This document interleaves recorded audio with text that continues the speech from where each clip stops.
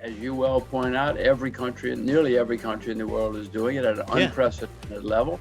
In Japan, the head of the Bank of Japan says he will print unlimited, that's his word, unlimited amount of money. Everybody's doing it, and historically that has eventually led to inflation.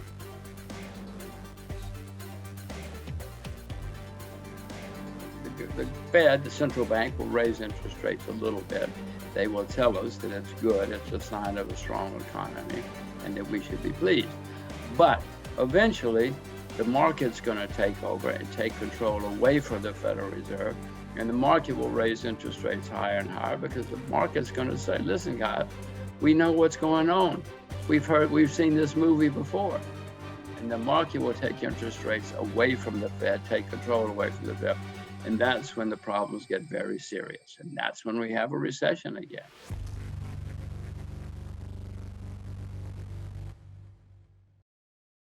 Governments around the world have reacted by printing a lot of money and spending a lot of money and driving interest rates to the lowest in recorded history.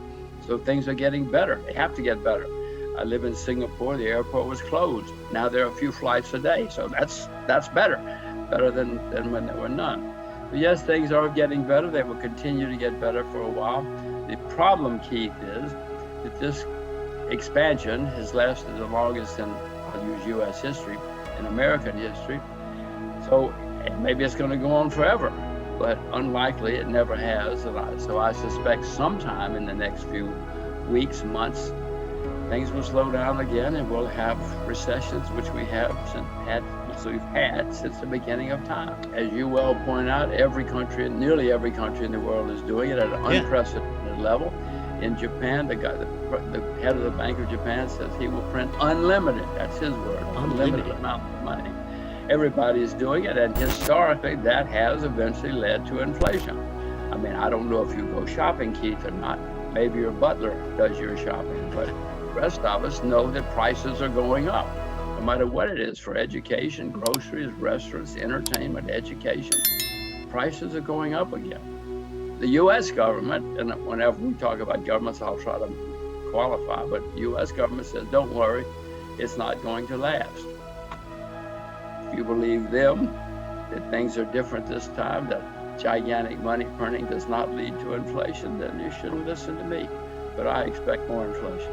Well, that's usually what happens when you have higher inflation. People demand higher interest rates in order to use their money. So it's probably going to happen again. Yes, I would expect that. And you are correct in what you said. What I was talking about and what I'm talking about now is, interest rates went down in the U.S. for 40 years. When they turn around, they're going to go up, and they're going to go higher for a considerable period of time. I'm not very good at market timing, so I don't know. Maybe you have to watch Get Rich to find out when it starts. And your rates are going to go higher. I assure you, in the next few years, as I said to you before, interest rates went down for 40 years in the United States. Maybe they're going to go down for another 40 years. I'm skeptical. I'm very skeptical. I would expect that the interest rate trend will be higher in the next several years. So lock it in now if you can. The Fed, the central bank, will raise interest rates a little bit. They will tell us that it's good, it's a sign of a strong economy, and that we should be pleased.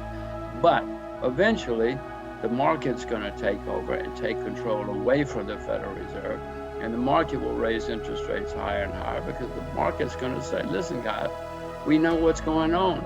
We've seen this movie before. We know how it ends.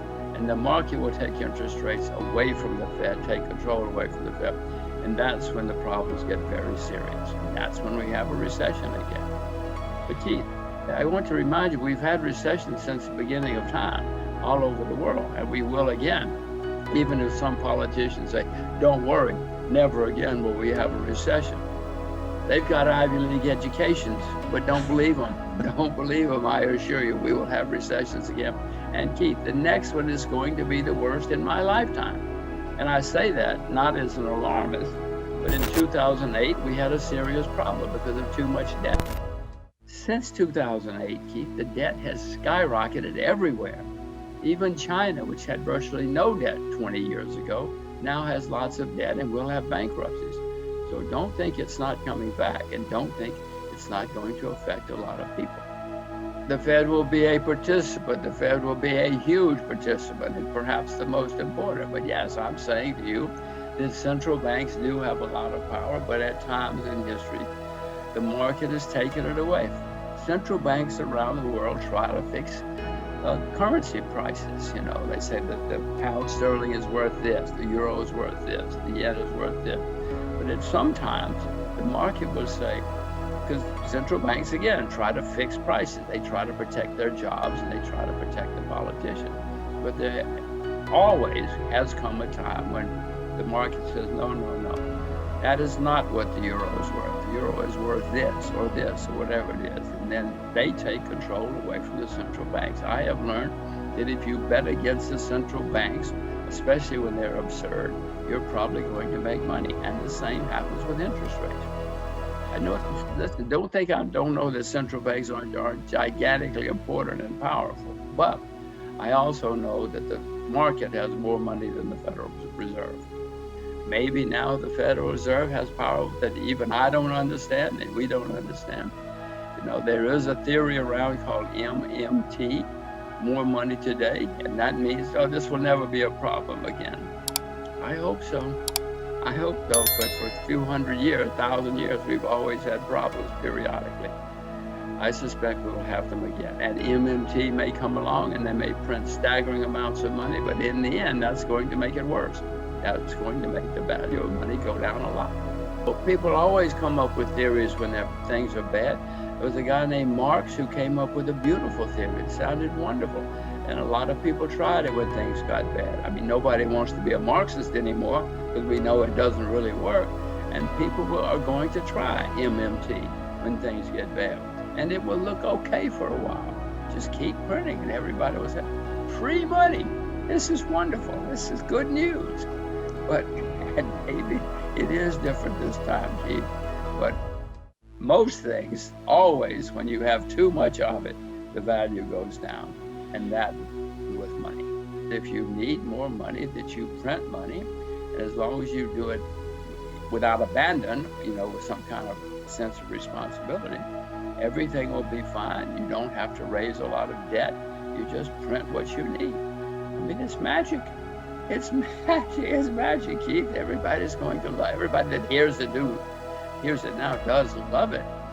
But reality will have to set in someday. At least reality always has set in the past. Governments around the world have reacted by printing a lot of money and spending a lot of money and driving interest rates to the lowest in recorded history. Historically, that has eventually led to inflation. And your rates are going to go higher. I assure you, in the next few years, as I said to you before, interest rates went down for 40 years in the United States. In 2008, we had a serious problem because of too much debt.